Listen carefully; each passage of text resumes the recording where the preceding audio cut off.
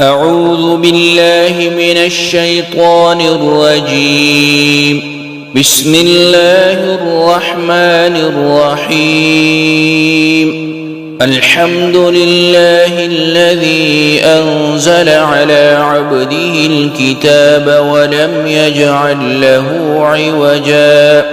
قيما لينذر بأسا شديدا من لدنه ويبشر المؤمنين الذين يعملون الصالحات أن لهم أجرا حسنا ماكثين فيه أبدا وينذر الذين قالوا اتخذ الله ولدا ما لهم به من علم ولا لآبائهم كبرت كلمة تخرج من أفواههم إن يقولون إلا كذبا فلعلك باخع نفسك على آثارهم إن لم يؤمنوا بهذا الحديث أسفا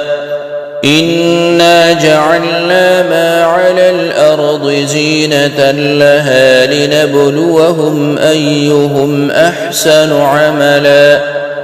وإنا لجاعلون ما عليها صعيدا جرزا أم حسبت أن أصحاب الكهف والرقيم كانوا من آياتنا عجبا إذ أوى الفتية إلى الكهف فقالوا ربنا آتنا من لدنك رحمة وهيئ لنا من أمرنا رشدا فضربنا على آذانهم في الكهف سنين عددا ثم بعثناهم لنعلم أي الحزبين أحصى لما لبثوا أمدا نحن نقص عليك نبأهم بالحق إنهم فتية آمنوا بربهم وزدناهم هدى وربطنا على قلوبهم إذ قاموا فقالوا ربنا رب السماوات والأرض لن ندعو من دونه إلها لقد قلنا إذا شططا هؤلاء قومنا اتخذوا من دونه آلهة لولا يأتون عليهم بسلطان بين فمن أظلم ممن افترى على الله كذبا وإذ اعتزلتموهم وما يعبدون إلا الله فأووا إلى الكهف ينشر لكم ربكم من رحمته ويهيئ لكم من أمركم مرفقا وترى الشمس إذا طلعت تزاور عن كهفهم ذات اليمين وإذا غربت تقرضهم ذات الشمال وهم في فجوة منه ذلك من آيات الله من يهد الله فهو المهتد ومن يضلل فلن تجد له وليا مرشدا وتحسبهم أيقاظا وهم رقود ونقلبهم ذات اليمين وذات الشمال وكلبهم باسط ذراعيه بالوصيد لو اطلعت عليهم لوليت منهم فرارا ولملئت منهم رعبا وكذلك بعثناهم ليتساءلوا بينهم قال قائل منهم كم لبثتم قالوا لبثنا يوما أو بعض يوم قالوا ربكم أعلم بما لبثتم فابعثوا أحدكم بورقكم هذه إلى المدينة فلينظر أيها أزكى طعاما فليأتكم برزق منه وليتلطف ولا يشعرن بكم أحدا إنهم إن يظهروا عليكم يرجموكم أو يعيدوكم في ملتهم ولن تفلحوا إذا أبدا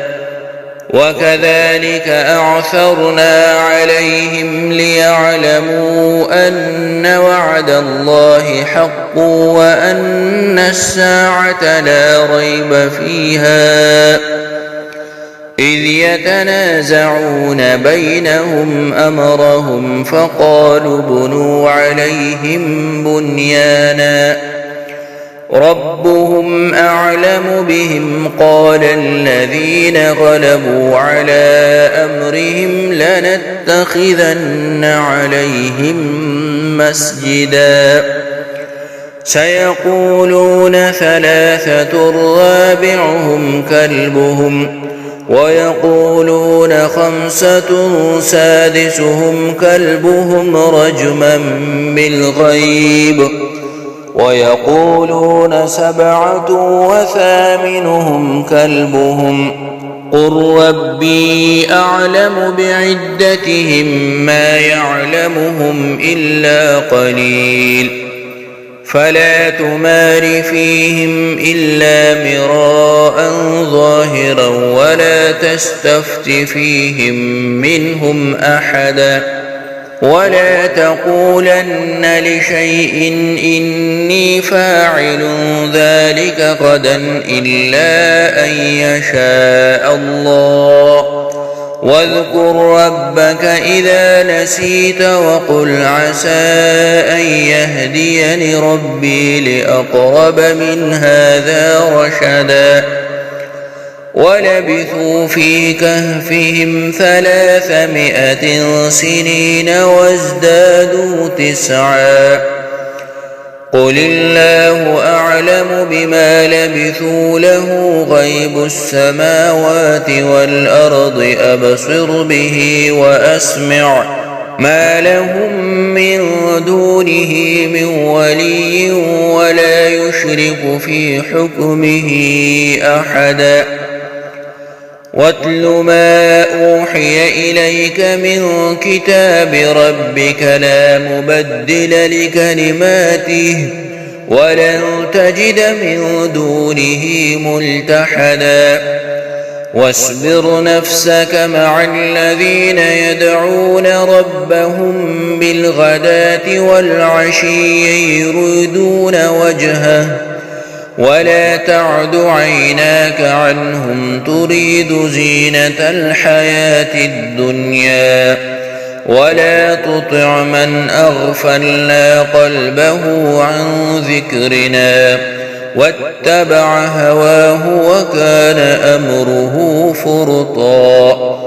وقل الحق من ربكم فمن شاء فليؤمن ومن شاء فليكفر إنا أعتدنا للظالمين نارا أحاط بهم سرادقها وإن يستغيثوا يغاثوا بماء كالمهل يشوي الوجوه بئس الشراب وساءت مرتفقا إن الذين آمنوا وعملوا الصالحات إنا لا نضيع أجر من أحسن عملا أولئك لهم جنات عدن تجري من تحتهم الأنهار يحلون فيها من أساور من ذهب ويلبسون ثيابا خضرا من سندس واستبرق متكئين فيها على الأرائك نعم الثواب وحسنت مرتفقا. واضرب لهم مثل الرجلين جعلنا لأحدهما جنتين من أعناب وحففناهما بنخل وجعلنا بينهما زرعا كلتا الجنتين آتت أكلها ولم تظلم منه شيئا وفجرنا خلالهما نهرا وكان له ثمر فقال لصاحبه وهو يحاوره أنا أكثر منك مالا وأعز نفرا ودخل جنته وهو ظالم لنفسه قال ما أظن أن تبيد هذه أبدا وما أظن الساعة قائمة ولئن رددت إلى ربي لأجدن خيرا منها منقلبا. قال له صاحبه وهو يحاوره أكفرت بالذي خلقك من تراب ثم من نطفة ثم سواك رجلا لكن هو الله ربي ولا أشرك بربي أحدا. ولولا إذ دخلت جنتك قلت ما شاء الله لا قوة إلا بالله إن ترني أنا أقل منك مالا وولدا فعسى ربي أن يؤتيني خيرا من جنتك ويرسل عليها حسبانا من السماء فتصبح صعيدا زلقا أو يصبح ماؤها غورا فلن تستطيع له طلبا. وأحيط بثمره فأصبح يقلب كفيه على ما أنفق فيها وهي خاوية على عروشها ويقول يا ليتني لم أشرك بربي أحدا ولم تكن له فئة ينصرونه من دون الله وما كان منتصرا. هنالك الولاية لله الحق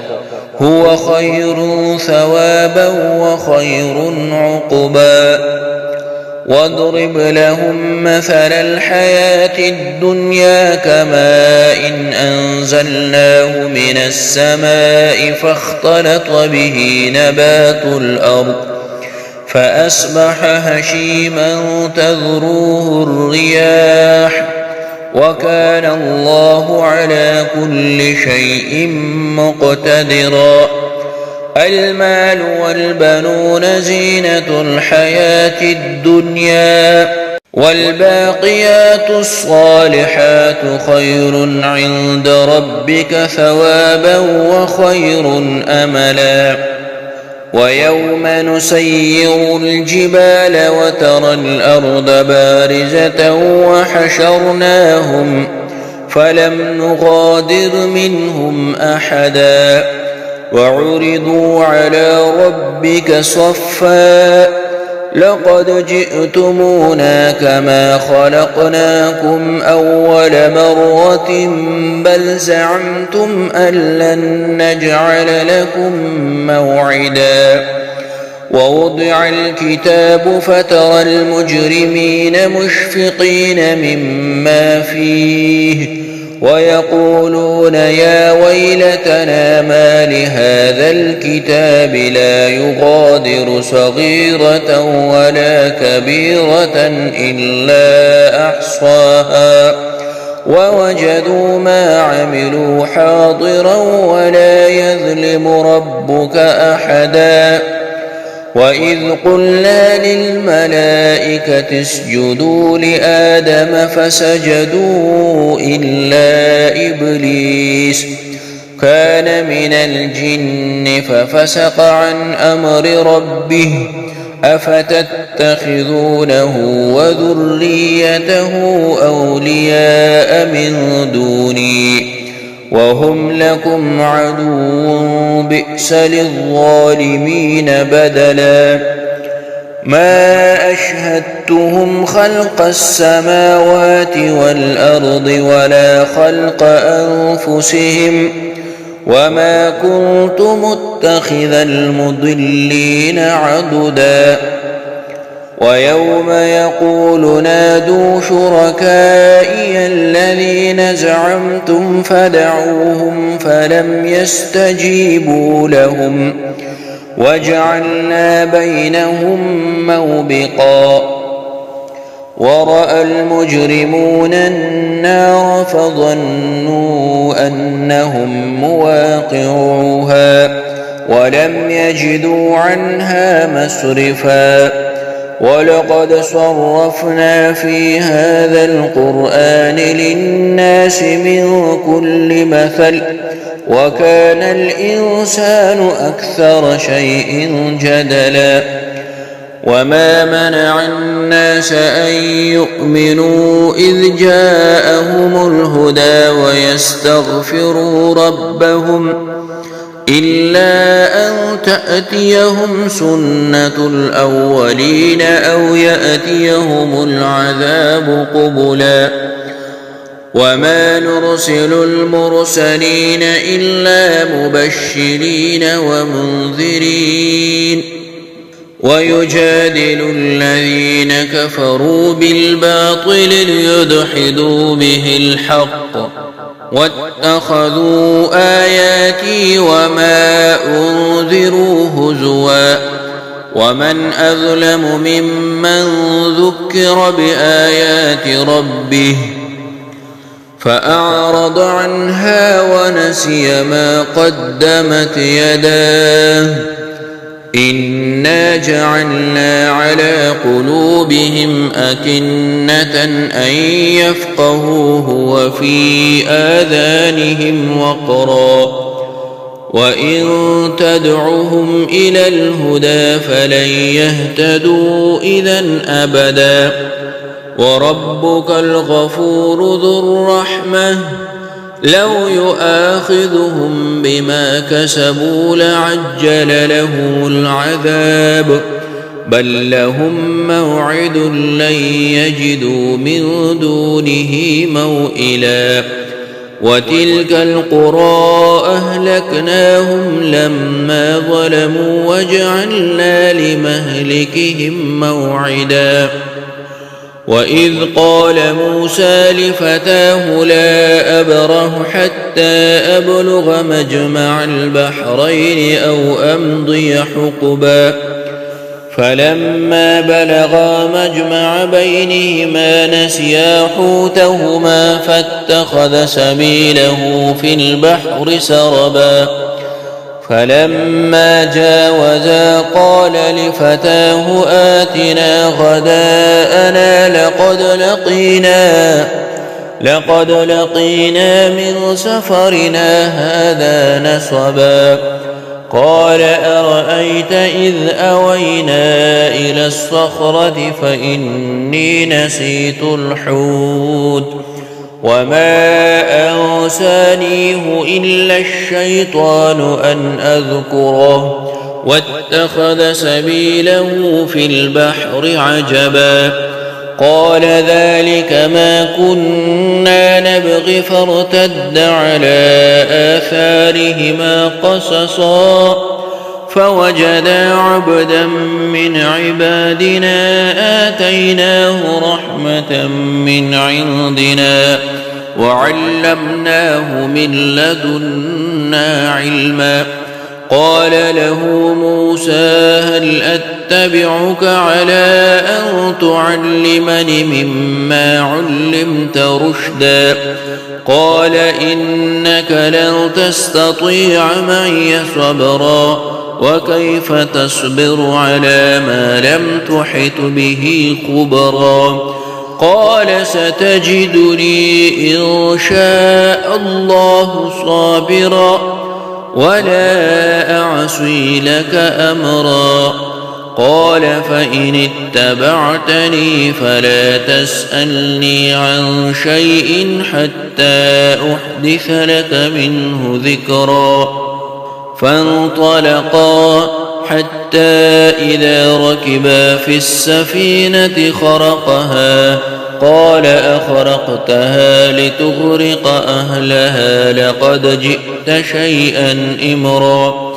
قال ألم أقل إنك لن تستطيع معي صبرا؟ قال لا تؤاخذني بما نسيت ولا ترهقني من أمري عسرا. فانطلقا حتى إذا لقيا غلاما فقتله قال أقتلت نفسا زكية بغير نفس لقد جئت شيئا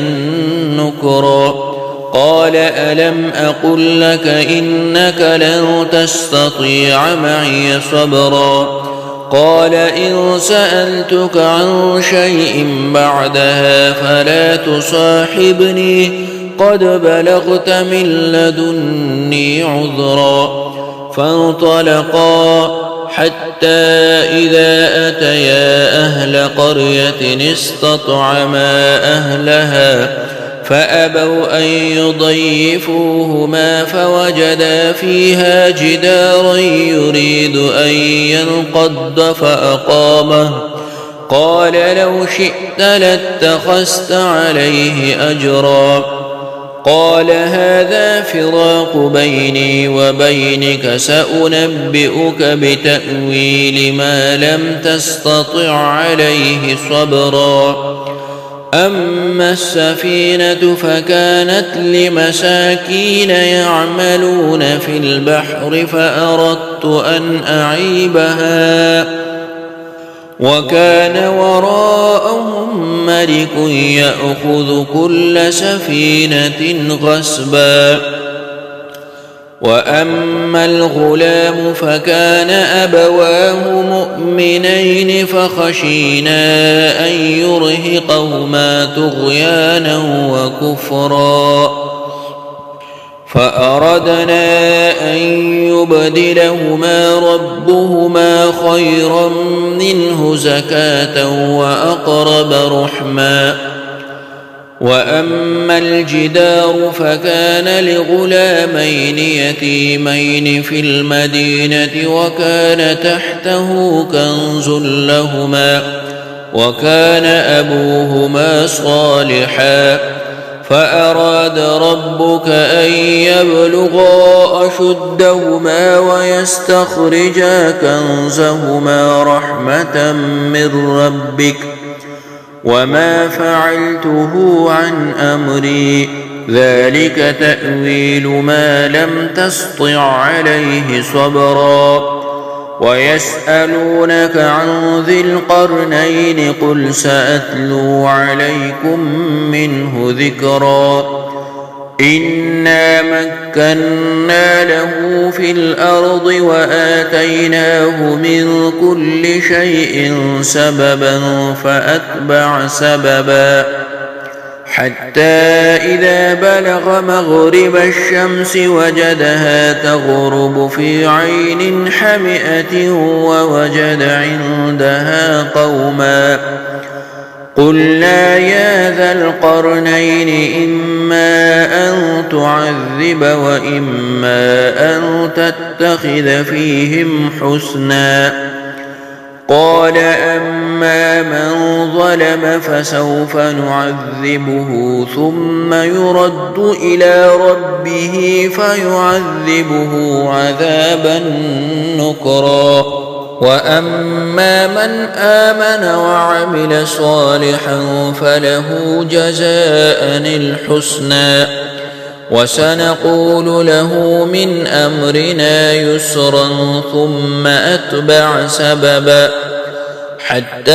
إذا بلغ مطلع الشمس وجدها تطلع على قوم لم نجعل لهم من دونها سترا كذلك وقد أحطنا بما لديه خبرا ثم أتبع سببا حتى إذا بلغ بين السدين وجد من دونهما قوما لا يكادون يفقهون قولا قالوا يا ذا القرنين إن يأجوج ومأجوج مفسدون في الأرض فهل نجعل لك خرجا على أن تجعل بيننا وبينهم سدا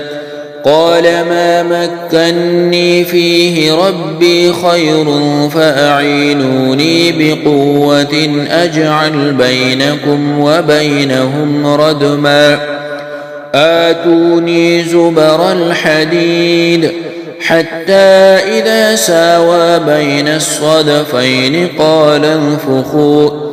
حتى إذا جعله نارا قال آتوني أفرغ عليه قطرا فما استطاعوا أن يظهروه وما استطاعوا له نقبا قال هذا رحمة من ربي فإذا جاء وعد ربي جعله دكاء وكان وعد ربي حقا وتركنا بعضهم يومئذ يموج في بعض ونفخ في الصور فجمعناهم جمعا وعرضنا جهنم يومئذ للكافرين عرضا الذين كانت أعينهم في غطاء عن ذكري وكانوا لا يستطيعون سمعا أفحسب الذين كفروا أن يتخذوا عبادي من دوني أولياء إنا أعتدنا جهنم للكافرين نزلا قل هل ننبئكم بالأخسرين أعمالا الذين ضل سعيهم في الحياة الدنيا وهم يحسبون أنهم يحسنون صنعا أولئك الذين كفروا بآيات ربهم ولقائه فحبطت أعمالهم فلا نقيم لهم يوم القيامة وزنا ذلك جزاؤهم جهنم بما كفروا واتخذوا آياتي ورسلي هزوا إن الذين آمنوا وعملوا الصالحات كانت لهم جنات الفردوس نزلا خالدين فيها لا يبغون عنها حولا